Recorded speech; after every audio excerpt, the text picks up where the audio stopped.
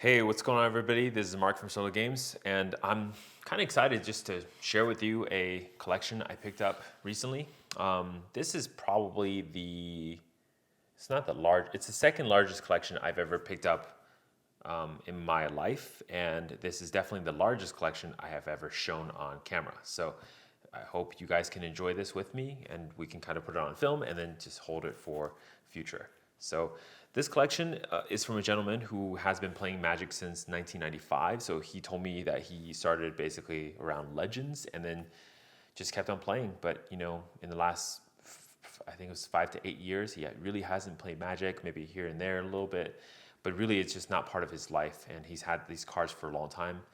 And the guy had powers and moxes and those kind of things, but he's already sold those many years ago, and these are the cars that were left over, and of course he's selling them again. And it was really funny, we were driving around towards the end, and he was telling me how he's getting more money now for these cars than he got for the powers. So it's kind of fun stuff, how the market shifts. But obviously 10-20 years ago versus now, it's totally different. So there's that. Anyway, so let's go through this. Here's the kind of like the smaller items. We'll kind of do those first. So there you go, City of Brass. Chronicles, not Arabian Nights. Sulphur Springs, of course, we got the Demon still bathing in the pool. It's kind of nice. Recently reprinted, but the original art. So sad about fetch lands, but yeah, things like this, $12. It's just what it is now. I think this original Zendikar Verdant Catacombs, I think there was up to like $50 something at one time. Abeyance. Brain Geyser, Wheel and Deal, the Hermit Crab, the Staff, Underground River, Powder Keg is fun stuff, Ice Crown Scepter. The gentleman had a bunch of these Martyr of Krolis from Antiquities. He thought this card was like really good. So, I mean, I don't really know, but reading the stats, I don't think it's that great, but it's just like a more personal card that he had, I guess. And of course, at the end, there's Trinisphere and Serendip Ifrit. These were kind of like from the Vault series too. I love the foiling on these cards, just always pretty nice. There you go. So these are the more like I think these are kind of like the extra stuff that I paid for, or I had to pay for to get the stuff I really wanted. Now, this collection had a large stack of duels, and this is kind of like majority of the reason why I purchased this collection is for a bunch of the duels that really to beef up my folder for duels. At this point, I think I have enough duels for myself for a long time, right? So you got Volcanic, Tundra, Tropical, Bayou, Badlands, more Volcanic, Scrubs, Savannas, Taigas. It's the whole nine. The thing is that this collection, for one reason or another, didn't have as many, or at all, I think, Underground Seas. The only Underground Sea we had from this collection, so there's a stack of duels, there's a lot of them, was actually it's over here. It's actually Unlimited Underground Seas, signed by Rob Alexander, the artist, but unfortunately it's damaged because it's inked. So this card is actually inked. So I don't know if you can see that on the camera. Actually, let me take out the sleeve so you can see it. It's always really hard to show this on camera, but yeah, see this card? It's actually inked. So all the corners are already like drawn in. So there you go. So this is a damaged card, unfortunately. It's really sad because this is actually a nice little unlimited card too, but being that it's inked, it has basically zero value. I mean, I guess it's damaged, so there's that. I don't know if it's zero value, I guess, but it is still unlimited. But man, the card, even if without considering it's inked, is pretty heavy played. So it's not worth that much. I'll probably keep this card for verification purposes to go check against other cards, but otherwise it's going to sit there. Another ink card was this Winter Orb. We actually think so. Part of the problem with the cards like this, I think this is a beta, but I'm actually not sure because obviously if it's inked, it's hard to tell if this is a beta. I have not done a test, but I think if I look at the lines on the corner here, just look down the frame and see if that black line is smooth or wavy. If it's wavy, it's likely it's actually unlimited, and they ink the white part out to make it into a, black bordered. So if anybody knows how to tell these apart, because unfortunately I don't have a Winter Orb in unlimited or beta to go compare, but hopefully one of my friends told me that he does have one, so we're going to try to put it together and check it out and see if we can figure out if this is a a beta winter orb or a unlimited winter orb. So that's going to make a difference. Obviously, I already paid it. I already paid the beta price, and sales are final, so it is what it is. Let's hope it's actually beta. Here's a super damaged. Actually, I don't know why I'm showing you this. It's just super damaged revised wheel. Nothing special here. Okay, so beyond the dual pile, beyond the damage pile, there's a bunch of these kind of cool cards. So this is the other reason why I buy the collection, right? So a bunch of like nice looking unlimited cards. These are really minty lightning bolts from Unlimited. So you see the large text, that dark border, dark colored cards, and then of course that double bevel on the border. There is a force field here. It's nice. Unlimited wheel, really good condition too. Unlimited volcanic, and for those that want to know like why a lot of people prefer unlimited to revise, volcanic is probably the card that shows up the best for this. Look at the color difference. You see how like that revise has like a more faded, washed out look. Even don't consider that frame to be darker, but just look at the picture too. The volcanic has like deeper greens. The unlimited has deeper greens and just deeper color in general. That's really the big difference that a lot of people will spend a lot of money for to purchase. Tundra, actually 2 Tundras that are both unlimited. One is obviously super heavy, so this one's so bad I just marked it as damaged. And then coming up to the fun stuff here, Yawgmoth's Will, very nice near mint one, Sylvan Library. A really cool DCI promo. This is one of the Judge promo Land of War Elves. Probably from the early days. I got to look up when this tournament happened and when the Judge promo of this was printed. A White Knight. So this card actually was a pleasant surprise. I paid the gentleman a beta price because we both thought this card was beta. But when I was re-sleeving this card later to put into my collection and do all my like condition grading, I realized it's actually alpha. I don't know why or how I missed that card, but it is what it is. So it's actually really near mint alpha White Knight. So that's kind of cool. Transmute Artifact and Strip Mine here, Antiquities, Treachery, okay, City of Traders, and Grim Monolith. So these are both really minty. I would always take more minty Grim Monolith, so always good.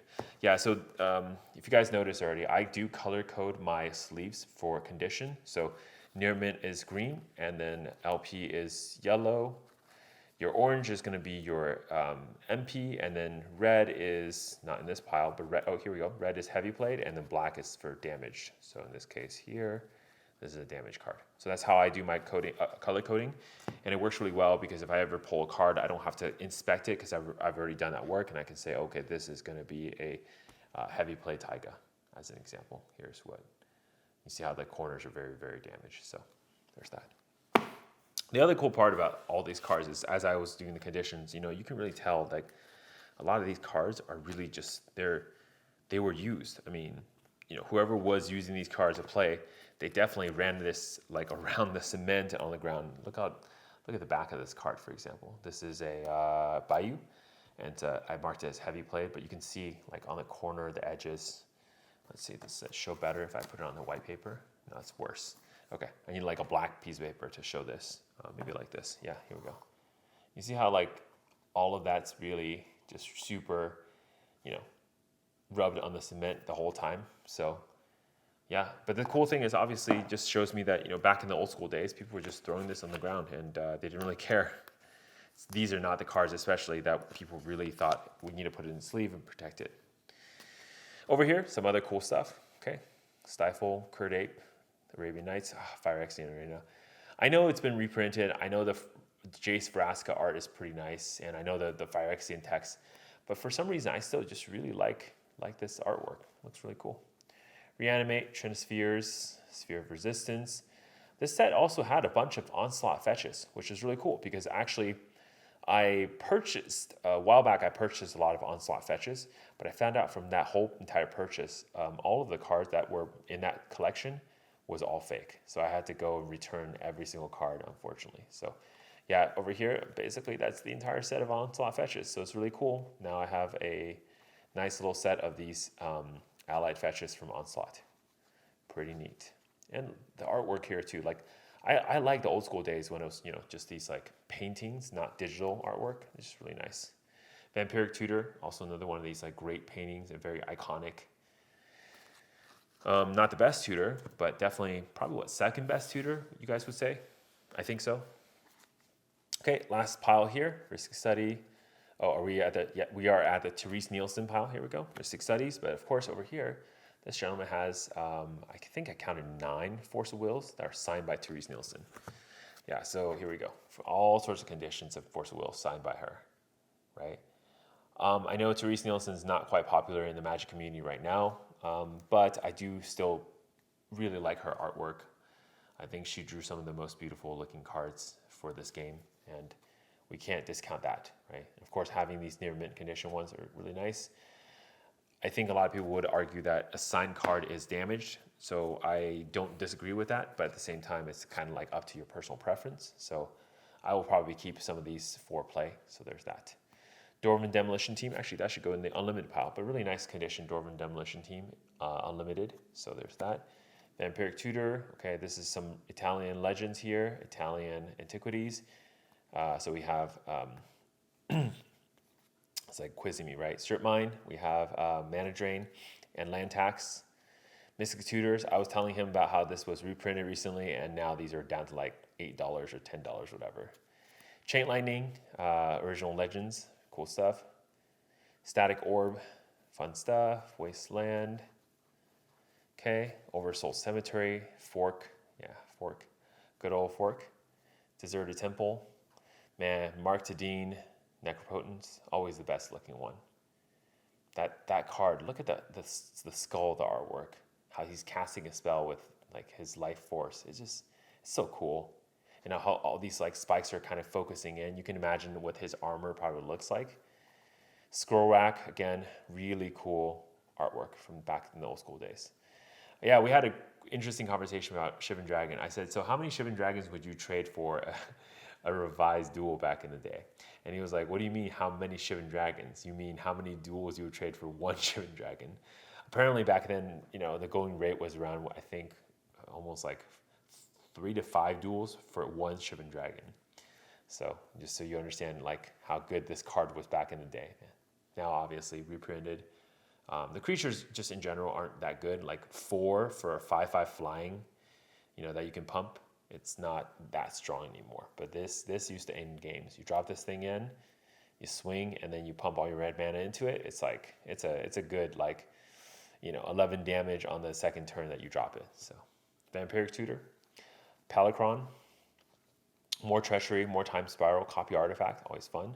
The Port, Memory Jar, Argothian Enchantress. I mean, need I comment on this artwork? Look how amazing it is. There's no way somebody can draw that kind of artwork now for Wizards, right? But yeah, look at her curves. Look at the curves. Look at this vine underwear. It's a thing. Exploration. I mean, I know it's reprinted, but still like the original artwork. It just looks better.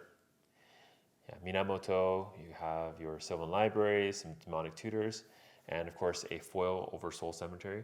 By the way, don't discount these foils from old school days. A lot of these Shooting Star foils from the old school days, they could be really rare. I think, what you're looking for is like Lorwyn, Morningtide, Eventide, that era of the foil foils, especially the foil rares, are fairly hard to get. So there's that. But that's the collection. I paid a pretty penny for this collection, actually. Again, like I said, second largest I've ever purchased, and definitely the largest I've ever put up onto YouTube. So there's that. I hope that's enjoyable for you. And please, if you can tell me unlimited versus beta for the cards, let me know. I would love to know. I think I really want to know if this Winter Orb is beta or unlimited. I just don't know. But it is what it is. All right, guys. Mark Solo Games. What do I want to say? I do want to say something, which is I'm still seeing softness in the reserve list market right now. Now, what does that mean long term? I don't know. But I think Magic 30 has shaken up the market. It has made a lot of the old collectors feel like maybe they don't want to hold on to these cards anymore because it's not really a storage of value. Now, the benefit is for a lot of younger collectors, it is definitely a good time to go and jump in and collect some of these cards for long term. The negative part about this is obviously the fact that, it's unfortunate that, even though it is a good time to jump in, these cards are still very expensive.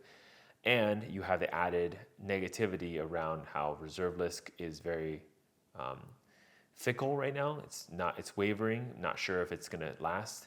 And then you have reprints kind of coming down the line with things like Magic 30, printing more of these cards that are worth a ton of money just directly in again, breaking all the spirit of reserve lists and all that stuff. So I definitely think a lot of the old guards are shaky in their, confidence in Magic from the old school days. So I don't know. No one really knows the future, and that's the key. But if you enjoy the cards like I do, if you think this is a good investment, if you think these are some of the cards that you want to keep long term, my recommendation, this might not be a bad time to go in. I know a lot of people are saying it's consolidation period or the recovery phase is in for reserve lists. I still see softness, and I see actually more and more deals coming to market. I mean, in the last 6 months, I've purchased a couple collections of dual lands and old school reserve list stuff, more than what I've done in 2021. In fact, I purchased 0 collections in 2021 because everything was so hot. The market was so hot, everything was so high. I just backed away. It was not the right time for me. And now that everything's softening again, it definitely feels like this is a good time to come back in, jump back in, and maybe it's something I want to do longer term to purchase more of these collections. There's actually another collection that's kind of coming down the pipeline. Maybe it's something I'll purchase. Maybe it's something that I'll just help kind of facilitate a sale to someone else. I don't know. But there's a lot of these things still coming to market, and I definitely see weakness in the reserve list currently. So there's that. But if you believe in the cards like I do, if you believe in the long-term play of these cards, this might not be a bad time to get in. And even really heavily played, moderate played cards like this, there's definitely some people out there who are going to want these cards and who want to purchase these from you. So long term, I think you'll be fine. And worst case scenario, you slap some of these into your commander decks, and then you could have a pretty nice card that will have some meaning long term for you. So there's that. Yeah, again, I can't tell you the right thing to do. I am not also trying to tell you that this is the time to purchase or not purchase, whatever. You have to make that decision for yourself. But I highly encourage you, if these are the cards that you are interested, if these are the cards that make you happy, start looking into the pricing now, because right now it might not be a bad time to start getting in the market for some of these cards. Now, I'm still seeing prices softening. I wouldn't recommend going to TCG Player and purchasing, but if there's local deals and enough about the cards where you can tell the fakes from reals, and that's actually another key too. I took a lot of time to go inspect a good chunk of these cards, but there were no fakes in this collection. Everything was real, past my inspection at least. So there's that. But if you know how to tell real from fake, if you like the cards, and you have some people locally that you can kind of look at the cards and purchase from, this might not be a bad time to do that. So there's that. Mark, Solo Games, I'm out. Good luck with your everything.